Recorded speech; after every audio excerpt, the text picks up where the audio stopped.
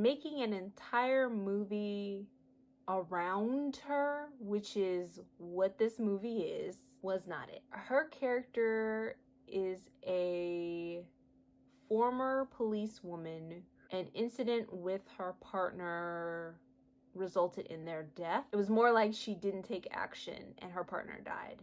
That was something that she had a hard time coping with, and so she turned to drugs and alcohol. At this point, I guess this is the first time that she is looking for work after being fired, and the job that she manages to get is in a morgue because of her background processing the bodies that come into the morgue. There's not very much character development. Even though the cast is very small, you don't see very many people other than her throughout the entire movie. How she feels about what happened and her situation now, we don't know. Her actions don't provide enough to tell us any of those things. She's in recovery and has a connection at the hospital where the morgue is a nurse who recommended her for the job and knows that she's in recovery and everything and is her friend, apparently.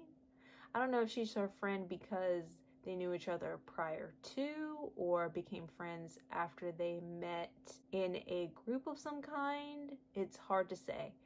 But her life before the loss of her partner, being able to see that, I think would have given us a better understanding of who she is as a person, and maybe even during the beginning of her addiction might have also shown us a bit more to get a better idea of her as main character. So at the very, very beginning of the movie, we show up in the middle of an exorcism that goes horribly wrong, where the priest dies terribly, the father of the afflicted is wounded, and we assume the afflicted person dies during the exorcism.